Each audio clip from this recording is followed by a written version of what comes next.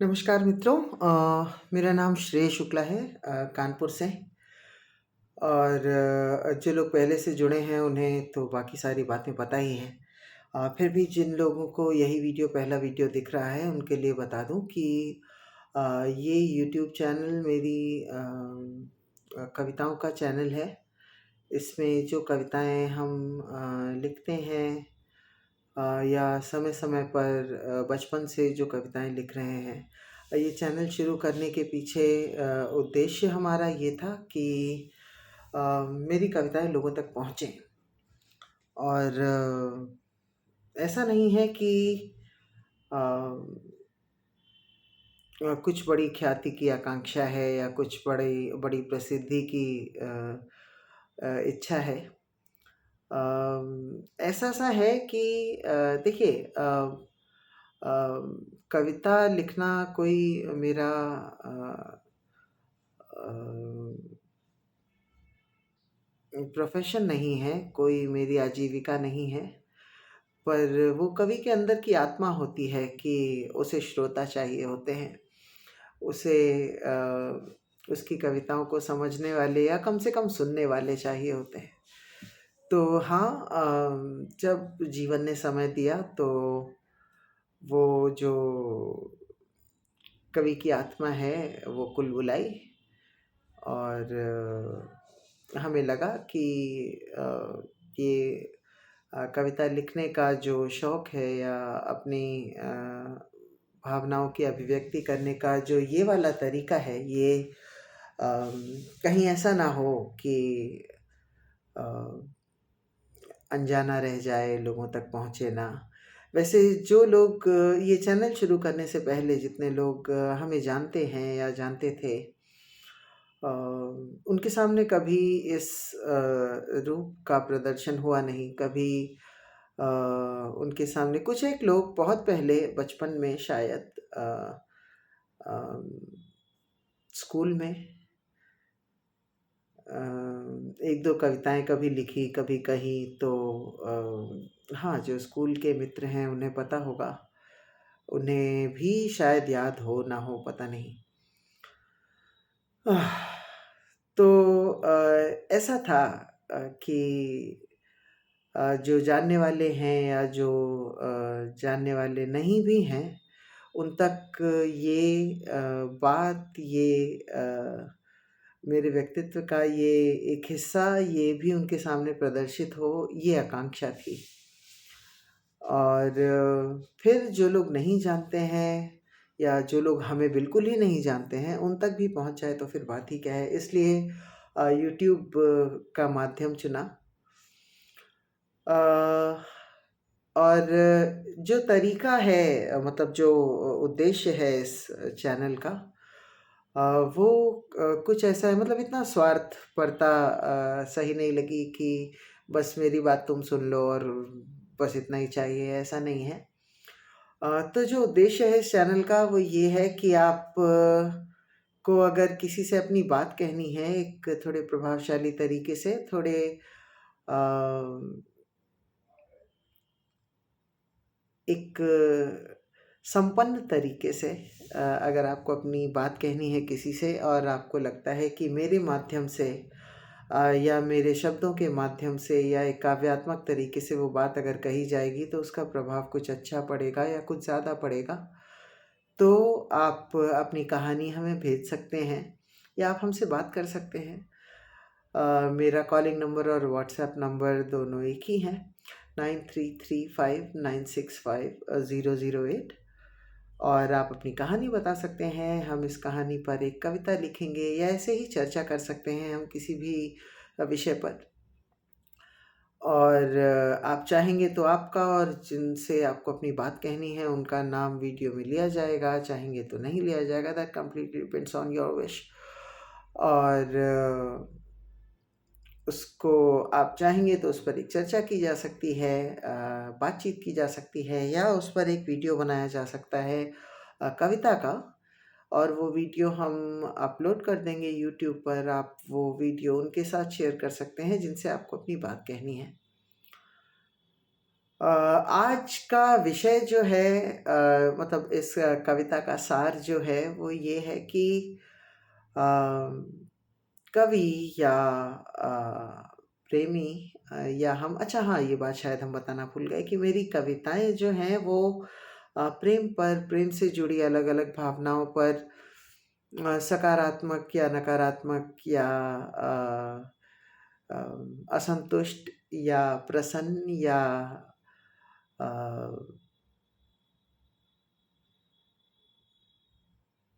अ, बड़ी आह्लादित सी या कभी बड़ी असंतुष्ट सी, अलग-अलग भावनाएँ जो मेरे अनुभव रहे हैं जीवन में, अलग-अलग समय में, अलग-अलग काल में, अलग-अलग संबंधों में, तथाकथित संबंधों में, अम, जो मेरे अनुभव रहे हैं, जो मन की भावनाएँ रही हैं, अ, वो जब हम याद करते हैं, कविता लिखते हैं, तो ये उस पर आधारित है। तो हाँ, प्रेम पर अधिकतर आधारित है, अधिकतर क्या, 100%। ये प्रेम पर आधारित है, प्रेम से जुड़ी, प्रेम से जनित, प्रेम के कारण पैदा हुई ये भावनाएं और उनकी अभिव्यक्तियाँ, ये इस मतलब ये मेरी कविताओं का स्तोत्र होती हैं। तो हाँ, वो प्रेमी या वो कवि या हम अ, आज उस भावना की अभिव्यक्ति को लेकर बात करते हैं, जहाँ पर प्रेमी ने या कवि ने या हमने बड़ा एक लंबा समय जीवन का बिता दिया, अ, या एक लंबा समय जीवन का जी लिया, अ, प्यार करते रहने में, ये सुनिश्चित करते रहने में कि जिससे भी प्रेम का आभास हो, जिससे भी प्रेम होने का अनुभव हो, अ, उसको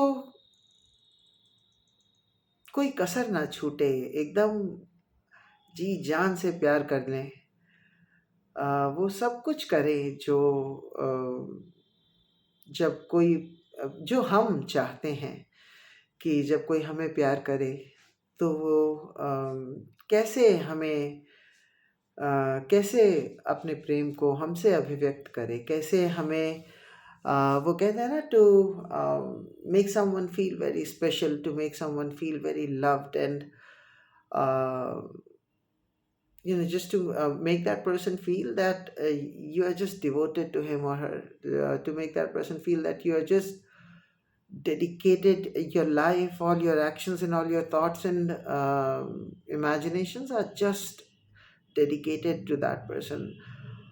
प्यार में होना यही होता है कि जब आप कुछ भी करने जाएं तो आपके मन में पहला ख्याल यही आए कि इसका उस व्यक्ति पर, जिससे हम प्यार में हैं, उस पर क्या प्रभाव पड़ेगा, या अ,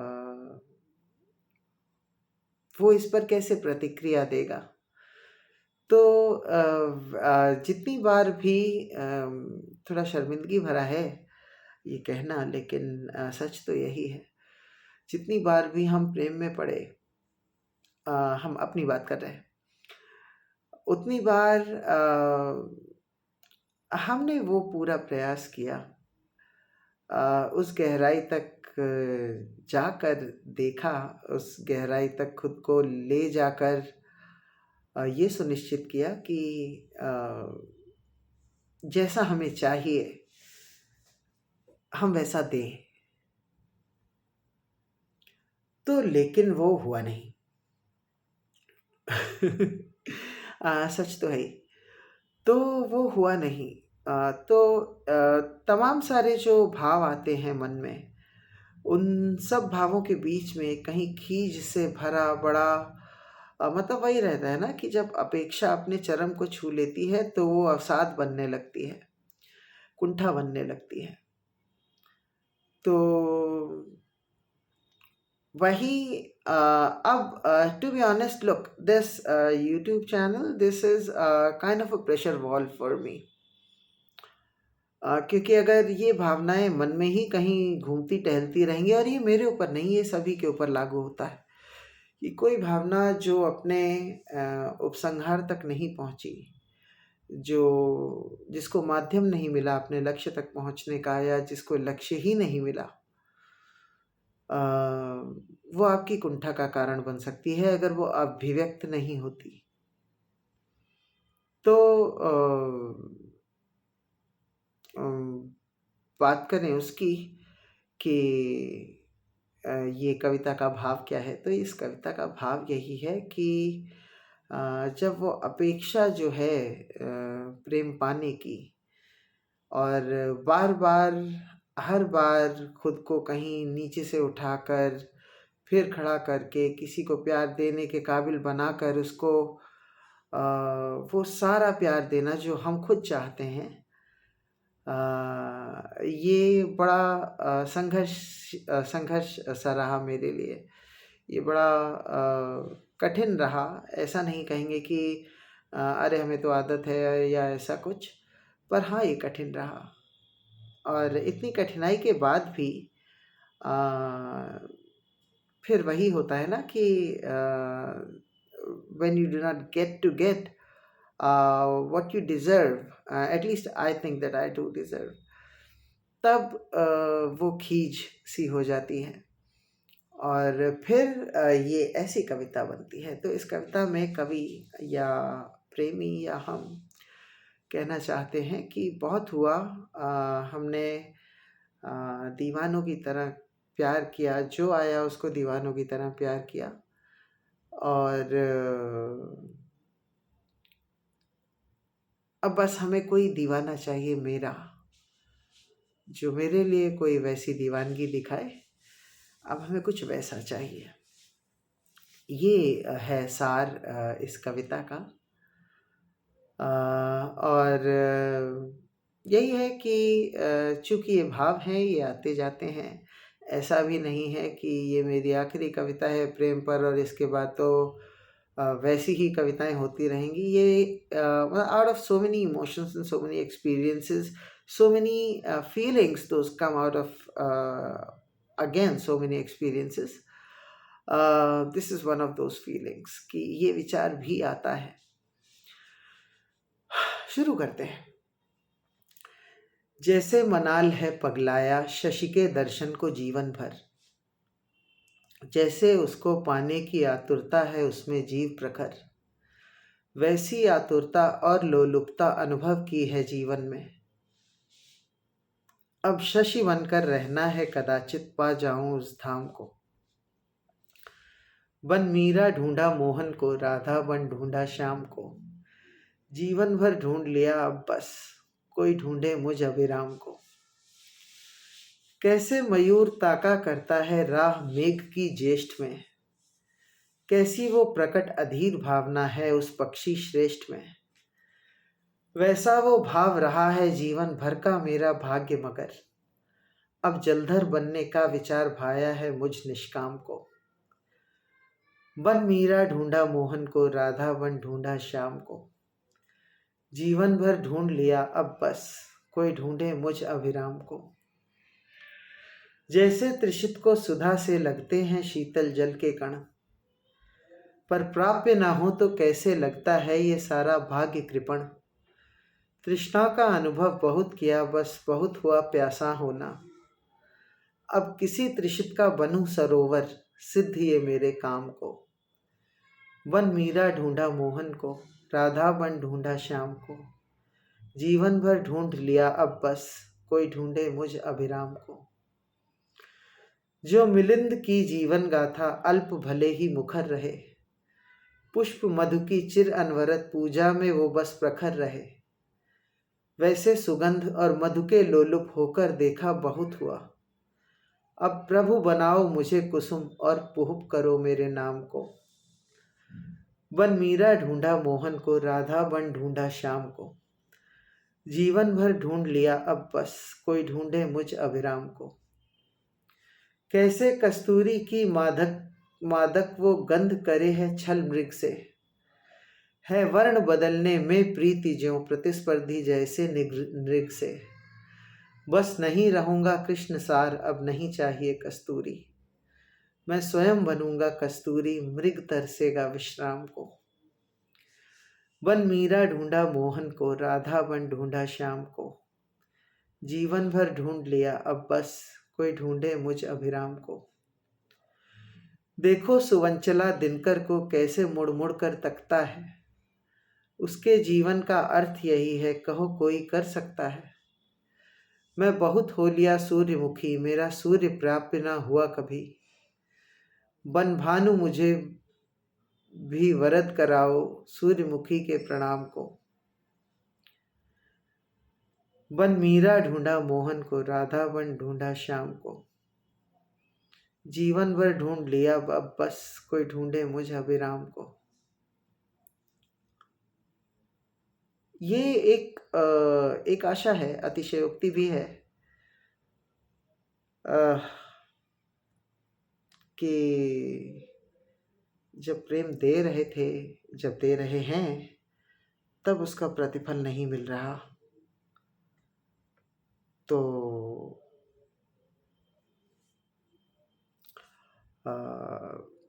ये अपेक्षा भाग्य से कैसे कर ली जाए कि कोई उड़ता हुआ कहीं से आ जाएगा एकदम से और न्योछावर हो जाएगा आपके ऊपर। अभी कल मेरी बात हुई, एक ऐसे ही मन किया कि एक कविताओं की श्रृंखला या कविताओं का एक संकलन छपवा दिया जाए। तो एक पब्लिकेशन हाउस में ऑनलाइन ऐसे ही कांटेक्ट करने की कोशिश की। तो वहाँ से एक लड़की का फ़ोन आया, क्या तो नाम था उसका, रितु। उसने कहा कि आपको एक अमुक धनराशि देनी होगी, उसके बाद हम इसकी 10 प्रतियां आपकी किताब की छाप कर आपको दे देंगे। और उसके बाद आपको और एक धनराशि देनी होगी जिससे जिसके एवज में हम इसको डिफरेंट सोशल नेटवर्किंग साइट्स पर पब्लिसाइज कर देंगे और संभवतः उस आपकी किताब के ऑर्डर्स वगैरह आने लगें। तो चूँकि हम ये काम लाइफ टाइम करेंगे तो हम उसकी प्रतियां ऐसे सर्कुलेट नहीं करेंगे कि बुक स्टॉल्स में या रेलवे स्टेशन पर व्हीलर के आपके स्टॉल्स पर या इस तरह से कहीं पब्लिसाइज करें। हम केवल ऑनलाइन ही करेंगे और आपको उस पब्लिसाइजिंग के एवज में भी कुछ पैसे देने होंगे। और जो there are two kinds of copyright. तो जो गवर्नमेंट ऑथराइज्ड कॉपीराइट होता है उसके लिए दे वर चार्जिंग अ बिट मोर। और उसके बाद शी सेड कि this is how we do. तो since I have been working with human resources for quite a long time, तो हमने उसे एक बात पूछी। हमने कहा देखो बेटा एक बात बताओ,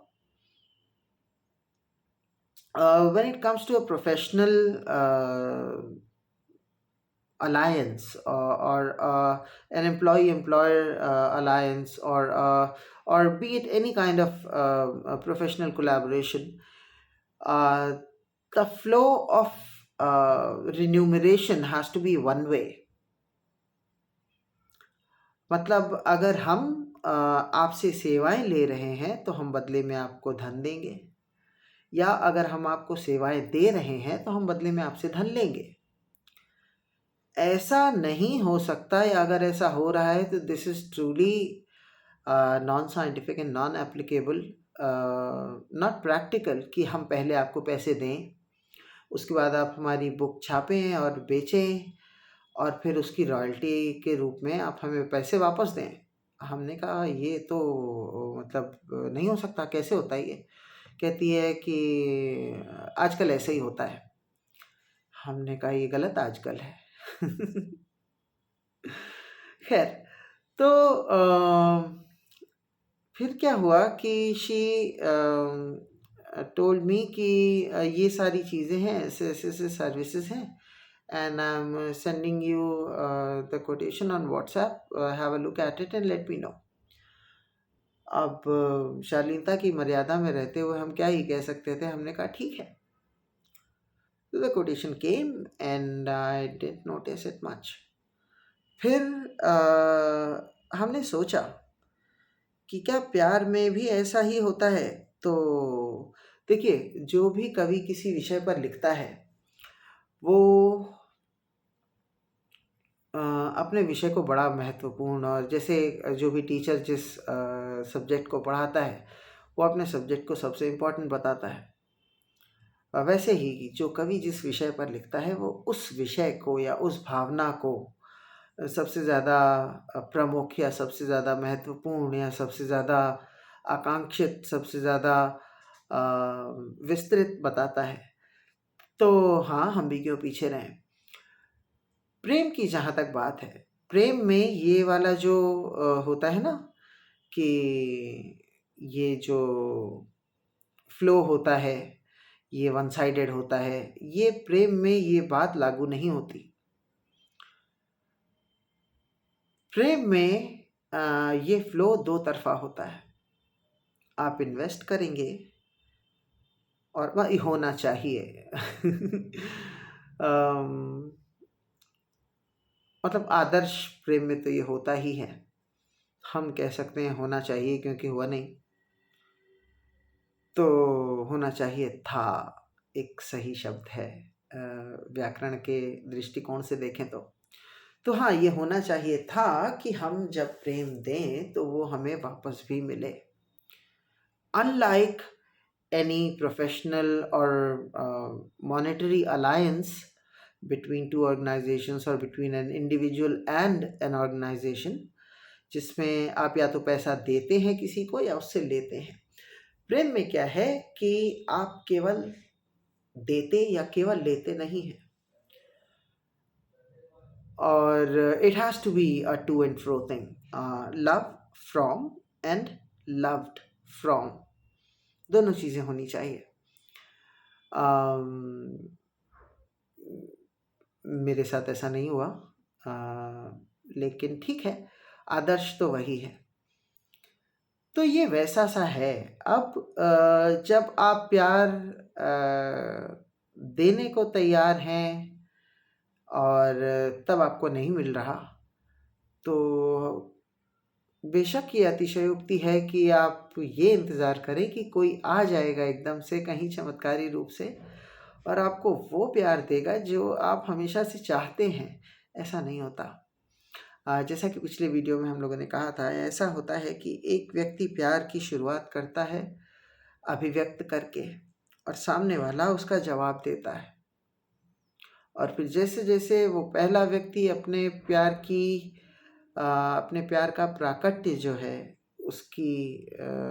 उसका स्तर बढ़ाता जाता है, वैसे-वैसे सामने वाला उस स्तर को मैच करने की कोशिश करता है, और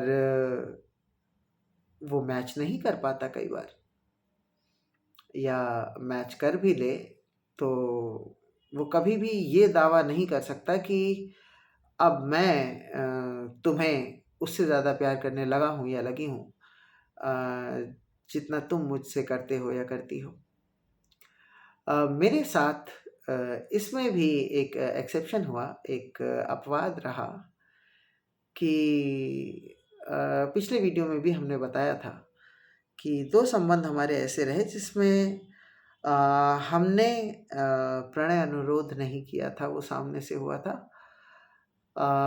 पर जो स्तर था अ, प्रेम की अभिव्यक्ति का या उसमें डूब जाने का, वो मेरे छोर से ज़्यादा हुआ, बहुत ज़्यादा हो गया। और फिर सामने से जहाँ से जिधर से प्रणय अनुरोध हुआ था, वहाँ पर आसक्ति ही ख़त्म हो गई या कम होने लगी, या वही or angles and paradigms of things and people. It got changed and eventually it vanished. तो वो वैसा है। तो जितने भी नकारात्मक अपवाद हैं, उन सबको झेलने के बाद जितने भी अ, चरम उत्कर्ष वाली भावनाएं हैं, वो सारी व्यक्त करने के बाद अ, अब या इस कविता के आधार की अगर बात करें, तो ये लगता है कि अब I need to get reciprocated. I need to get rewarded, I don't know from who, for the feelings which I had been expressing in so many relationships and with so many people, to so many people who didn't deserve it well.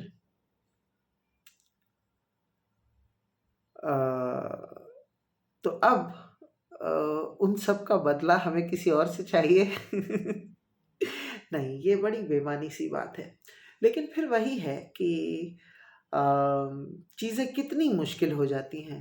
देखिए, आप जब आपके जीवन में कोई आता है, आपकी उससे कुछ अपेक्षाएं हो जाती हैं, फिर वो चला जाता है, तो वो अपने हिस्से की अपेक्षाएं तो छोड़ जाता है क्योंकि वो पूरी नहीं हुई।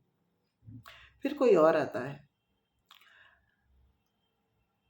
चूँकि now these are two different people, तो इस नए वाले से आपकी अपेक्षाएं कुछ और होती हैं। उसके बड़े सारे कारण होते हैं कि वो किसी और सामाजिक पृष्ठभूमि से ताल्लुक़ रखता है, या वो किसी और it's as simple as that, the difference between a science student and a commerce student and an art student as well. तो वही है कि कोई भी दो व्यक्ति एक जैसे नहीं होते, और तो जाहिर सी बात है कि जो नया व्यक्ति है, इससे आपकी अपेक्षाएं दूसरी होती हैं। फिर लेकिन जो पहले वाली अपेक्षाएं थी ना, कहीं आपके अंदर का वो छोटा सा दिल कहता है कि यार वो भी पूरी हो जाए, इससे तो क्या मज़ा ही आ जाए, तो वो भी कहीं साथ में चिपक जाती हैं। फिर वो दूसरा व्यक्ति भी चला जाता है, तीसरा आता है, चौथा आता है, पांचवा आता है, और ये चेन रिएक्शन चलता चला जाता है। और जो अपेक्षाओं का बोझ आप ढोते चले आ रहे हैं, वो सारा बोझ जब आपको लगता है अभी कि अब जो आएगा, और इस उम्र में जाहिर सी बात है ऐसा नहीं होने वाला है कि ऐसा कोई आएगा जिस का मन पहली बार आपके साथ लग गया हो। तो हाँ, उसकी कुछ अपेक्षाएं होंगी अपने पुराने संबंध से, जाहिर सी बात है, पूरा नहीं हुआ तभी तो वो अभी उस संबंध में नहीं है और आपके साथ आया है। तो पहले आप उसकी अपेक्षाएं पूरी करेंगे, या पहले आप अपनी अपेक्षाओं की बोरी उसके सर पर दे मारेंगे? ये एक बड़ा सवाल है, और इस सवाल का जवाब बजाय ढूंढने के, प्यार में ये भी एक समस्या है कि आप बातें कितनी ही कह लीजिए, सुन लीजिए, पढ़ लीजिए, जब वस्तुस्थिति सामने आती है, जब यथार्थ सामने आता है, निर्णय लेने का सही समय वो होता है। तो इस सवाल का जवाब कि किसकी अपेक्षाएं पहले पूरी होनी चाहिए, क्योंकि देखिए, ना तो आप वो व्यक्ति हैं जिससे उसके संबंध थे पहले, ना वो लड़कियां हैं जिनसे आपके संबंध रहे हैं पहले। तो आपकी अपेक्षाओं को पूरा करने से पहले वो अपेक्षाएं क्यों हैं, ये समझना उसके लिए बड़ा आवश्यक और बड़ा कठिन है। वही हाल है एक लड़के के लिए भी, कि ये बड़ा कठिन है ये समझना कि क्या असंतुष्टि रही, या क्या कठिनाई रही, जिसकी वजह से वो संबंध अपने अंजाम तक नहीं पहुंचा, या अंजाम तक पहुंचा तो उसके बाद बिगड़ गया। वैसे ही एक लड़की के लिए ये तय करना या ये निर्धारित करना कि सारी अपेक्षाएं क्या वो पूरी करेगी या कर पाएगी या करने के बारे में सोचती भी है, ये कठिन है। बाकी शुभकामनाएं उन लोगों को जिन्हें उनकी समझ से उनका प्रेम मिला है जीवन में और वो खुश हैं और थोड़ी मोड़ी लड़ाइयों, झगड़ों, नोक-झोंक के अलावा अ, वो अपने प्रेमी को रोज़ कल से ज़्यादा प्यार करते हैं। मेरी शुभकामनाएँ भी और मेरी बधाई भी अ, ऐसे जोड़ों को, ऐसे लोगों को।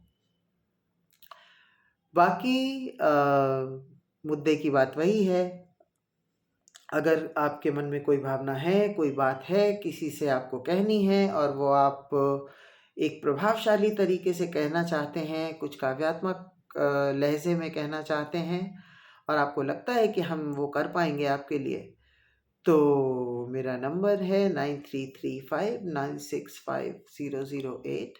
ये व्हाट्सएप और कॉल्स दोनों के लिए है और मेरा ईमेल आईडी है SHREY न्यूमेरिक 2 SHUKLA@gmail.com।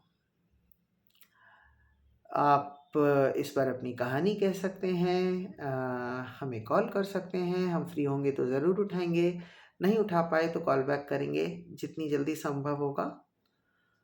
और बाकी वीडियो शेयर कीजिए अगर आपको अच्छा लगा तो, सब्सक्राइब कीजिए अगर आपको अच्छा लगा तो। धन्यवाद।